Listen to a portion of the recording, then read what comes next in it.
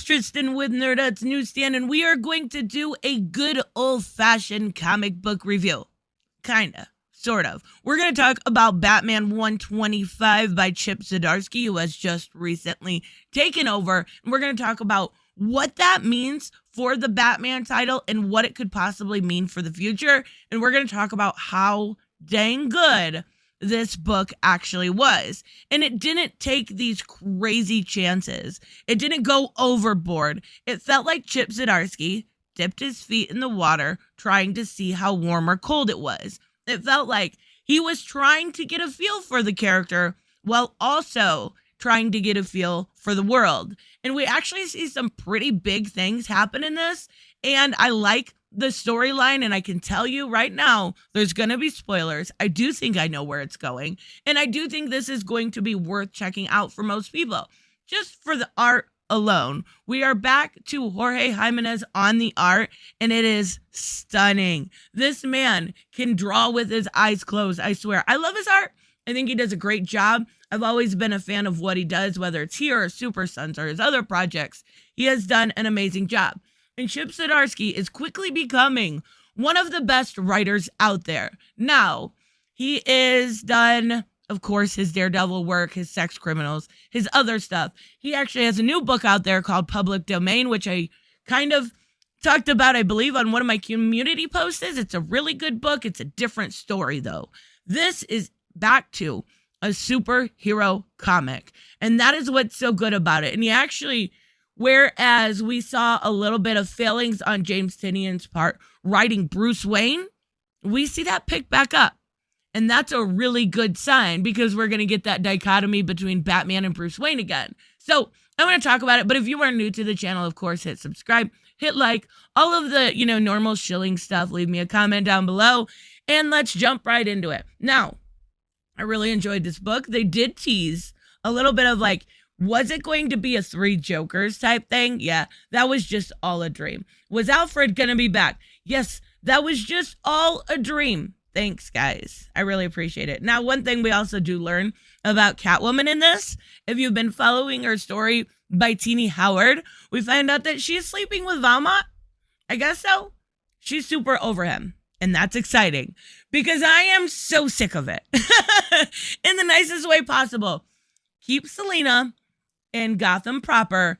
Keep Batman fighting his crime. I don't want no more crossover. I'm sorry. I'm not trying to be mean here, but I am sick of this ship. I'm sick of it. I know they're destined to be together, and I love it in the movie. I thought that we saw a great Catwoman by Zoe Kravitz, but in the comic, I don't want to see it anymore. Maybe it's just me. I don't know. I'm just super over that, like, back and forth. Will they, won't they? Oh, my God. Yep. No, I don't care.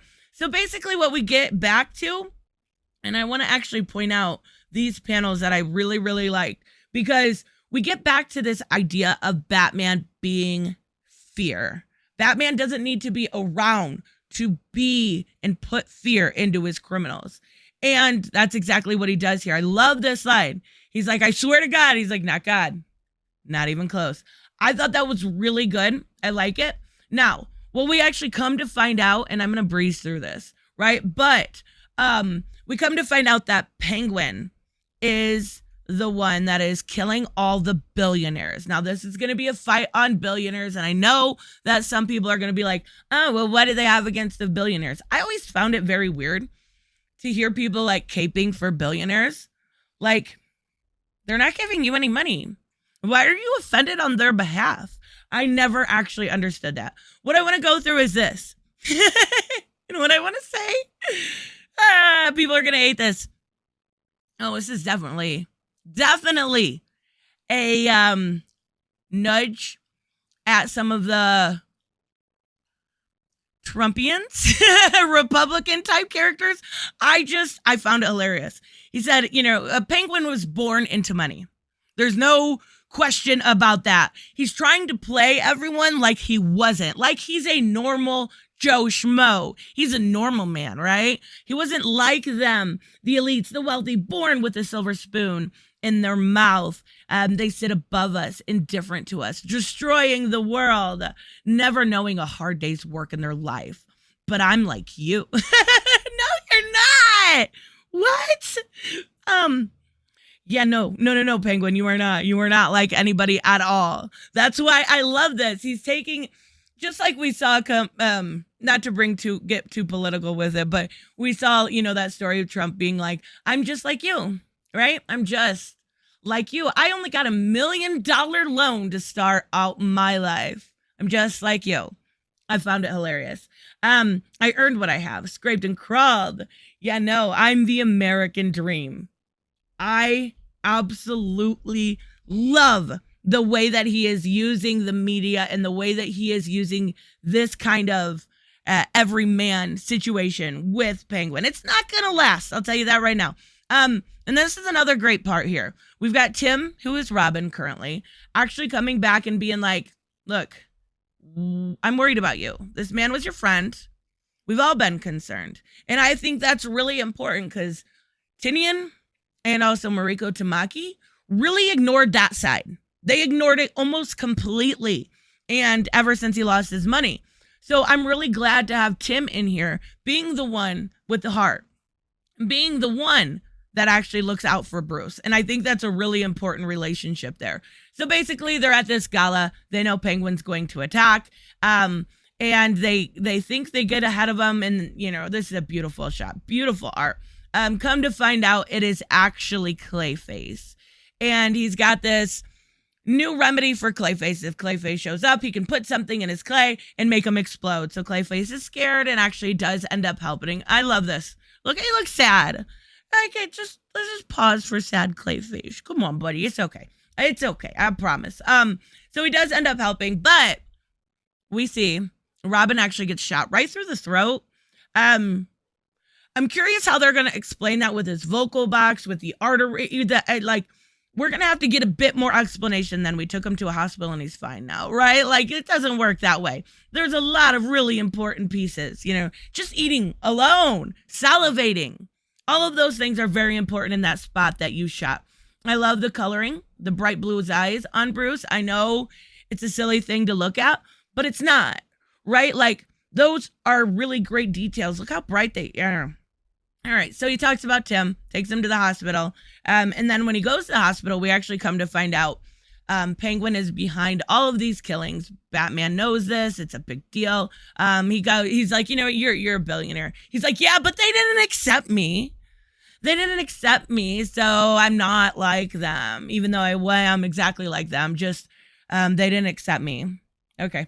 All right. Sure, buddy. Sure. And then he actually takes a cyanide pill. So yeah, Penguin's dead. They fucking killed Penguin. The very first episode or issue into Chip Zdarsky's book. Love it. Take it. You know what? Penguin sucks. Penguin sucks. Just get rid of him. I'm good with that. So everybody thinks that Batman did it. Now this is where this fail-safe protocol is going to come into hand, right? Everybody thinks that he did it.